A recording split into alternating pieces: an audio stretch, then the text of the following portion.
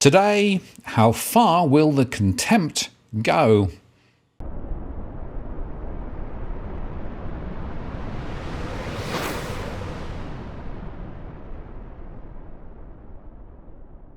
Hi again, it's Martin North from Digital Finance Analytics, One Day's Post, covering finance and prop news with a distinctively Australian flavour. Well, the other day, John Adams and I on the Interest of the People channel made a show entitled Exposing Deep State Banana Republic Corruption. And what I wanted to do originally was to post a short form version of that on the channel here. However, events took a turn because late on Friday evening, at 6:08 p.m. on Friday evening, there was an additional document posted on the inquiry website. And this inquiry document, which was an answers to questions on notice, related to questions posed by Senator Andrew Bragg to ASIC, following the earlier set of questions which we discussed in the earlier post, which had been posted on the 18th of November. So what I'm going to do is I'm going to play a segment from the show that we made last week, and then I'm going to discuss the specifics of the new answers we received on Friday. Exposing Deep State Banana Republic Corruption. Martin North, John Adams, Interest of People. Hello, John. Hi, mate. That's a nice little title. We are back in the studio, Martin. We have some extraordinary news that has happened in the last 24 hours. Now, some people may say, well, it's been almost 2 weeks since we've done our last show, so what has happened? And it is the usual excuse. When we don't do a show, I'm busy cooking on something. So so there are some individuals and organisations who want a bit of assistance in engagement with the ASIC inquiry. So we've been working away on some very important stuff along those lines. But in the course of the last week, there has been some very interesting things that we can now reveal to the audience, Martin. And that is that there was a set of rumours last week that came across my desk that on the 27th of October, when the Senate voted to establish the inquiry into ASIC, that ASIC itself was attempting to influence members of parliament and the senators not to vote for the inquiry. So that was the rumour. And when I heard the rumour, Martin, I was initially stunned, but also quite surprised because obviously through my own engagements over the last few months, I was quick to realise that ASIC has no friends in the Senate. And doesn't have much political capital in the House of Representatives. So if they were to pick up the phone and say, ignore this Adams person, ignore in the interest of the people, ignore these reports that Adams has written, there's no need for an inquiry.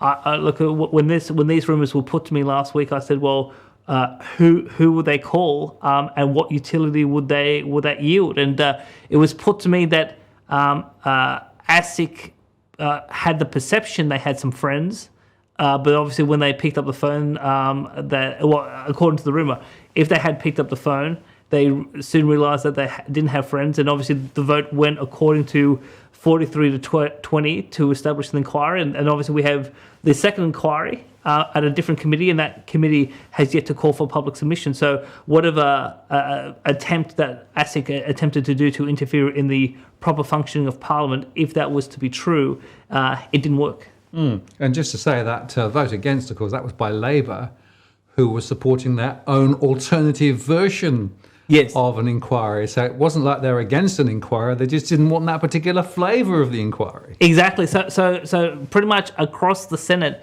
it is basically a uniform consensus. They want an inquiry into ASIC. So the question is, did ASIC... And we were just talking about this before the camera started rolling, Martin, about the separation of power. So for those that don't understand our basic constitutional system, we have the legislature, which basically writes the laws. We have the executive that implements the laws, and then we have the judiciary that judges that makes judgments as to whether those laws have been contravened or not. So there are some important principles dating back to the 18th century about the importance of separating what the legislature does and obviously the main role of Parliament is not just writing the laws of the country, it's also overseeing the executive. So when we talk about parliamentary accountability, this is all about have the ministers and have the agencies under the Crown, have they actually used their legal powers in accordance with what Parliament has what they have bestowed upon them, but also have they used public money in a proper way. So this oversight function of Parliament is critical to a functioning democracy, a constitutional democracy. And so you cannot have a situation, Martin, where effectively the police, whether it's the state police here in New South Wales or the financial police, as in ASIC, stopping Parliament or trying to manipulate Parliament if the Parliament wants to obviously ensure that the police are actually doing a proper job. Yeah, and it's worth underscoring, isn't it, that the role of oversight from Parliament is on ASIC, even the RBA, APRA, those other entities. The question, of course, is how effective is that oversight? Yes. And we would probably argue that it's not been very effective in recent times, and in fact those various bodies tend to sort of just waffle their way through. But when actually the Parliament says, no, we want to really go serious on this, well, that's a really important message to that regulator. Last week, Senator Bragg, the chairman of the inquiry, who was on our last show, he put specific questions on notice to ASIC, and those responses were received by the committee, and the committee secretariat published them on their website. So what we're about to reveal is not confidential, it is on the public record. So let's put slide, so there was 2 questions, Martin. Let's put slide 1 on the screen.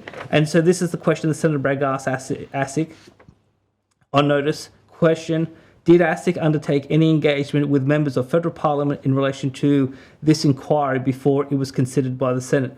The answer: yes. ASIC engages with members of parliament on a regular basis on a range of matters. So that is shocking, Martin, is that ASIC has confirmed that, and again, it's very specific about this inquiry. Did you talk to the Parliament about this inquiry before the vote? The answer was yes. Now, there's only one context, Martin, where that would be appropriate, is that if they spoke to the minister.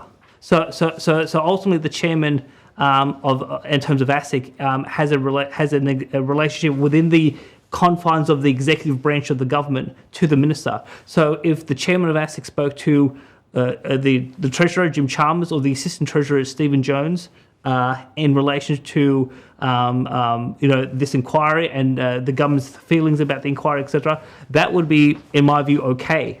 But if they spoke to anyone other than the minister, and this was an attempt to influence the vote, that would be completely improper. So we know now, by ASIC's own words, there was a conversation or a series of conversations and communications. The question is with who and what was said. So let's get to question 2, Martin, and this is question 2, what Senator Bragg asked is, if so, what activity occurred?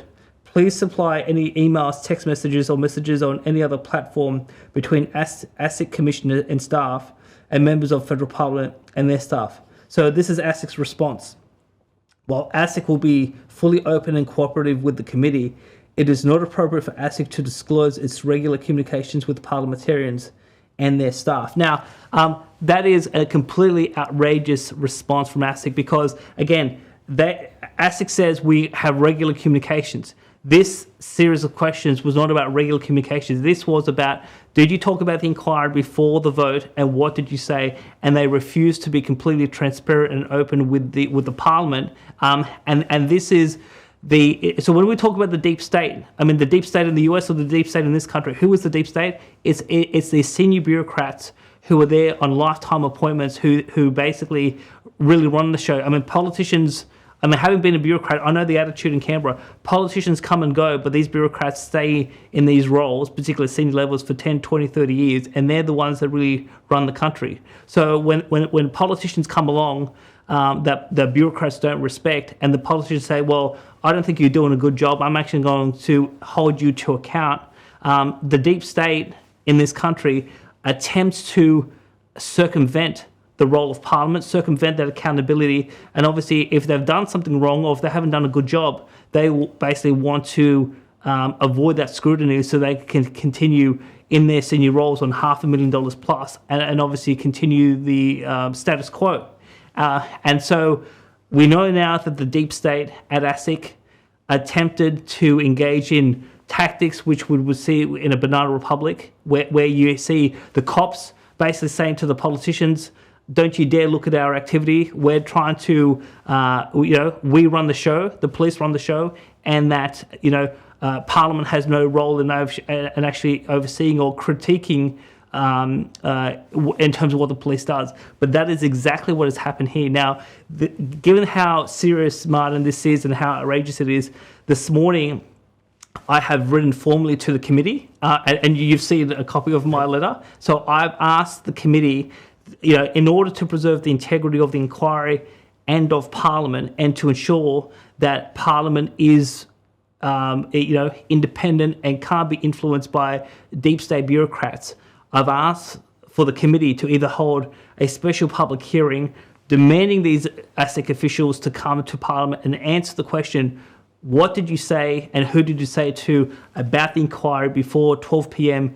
27 October 2022, or to move to because the Senate itself as a chamber has the power to order the production of documents, so the Senate as a whole can move an order, and that order has legal powers, where ASIC is forced to hand over records to the Parliament, so the Parliament is able to determine what was said to who. So now I've asked for this. We'll see what the committee does, but even before we get into ASIC's performance about investigations and prosecutions and they're dealing with the general public, we have this immediate issue of Parliament, so in terms of ASIC, the financial police trying to stitch up a deal with the politicians and Parliament in order for them to avoid any form of scrutiny and accountability. I mean, if we want trust in the financial police, this issue has to be dealt with immediately before we can really proceed to any other matters. Well, it is critical, isn't it? And as you say, from a procedural perspective, it needs to be dealt with before we look more broadly at the issues of matter, which of course the inquiry is going into. So it'll be interesting to see how the committee responds. So Martin, as we bring the show to a close, there is a deep state in this country. There's a deep state in other jurisdictions as well. There are nefarious, improper activity happening in this country. Obviously, in the last couple of years, people have been very concerned in the COVID space as to what that may or may not have been. But we have now on the record an admission from ASIC that they improperly communicated with Parliament prior to Parliament voting into an investigation into the police force. And so we now have to ensure that the committee and the inquiry puts maximum pressure on ASIC to fully disclose what was said to who, and that if there was anything egregious, people need to resign. Absolutely. This is absolutely in the interest of the people. 100%. Thanks, John. We'll see you next time. So now let's go on to highlight that just after 6 p.m. on Friday, a further set of questions and answers were posed and posted on the inquiry website. And the question that Andrew Bragg asked ASIC was, please provide copies of any correspondence to senators' offices in relation to the motion proposing the inquiry. And this, of course, is the inquiry into ASIC. And the answer from ASIC was, wait for it, while ASIC will be fully open and cooperative with the committee, it is not appropriate for ASIC to disclose its communications with senators and their staff.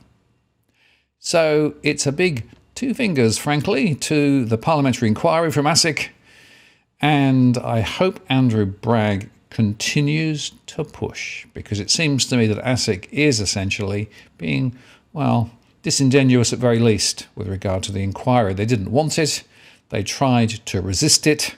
They obviously called senators prior to the vote, which of course they lost. And as a result of that, we've got two inquiries at the moment into ASIC.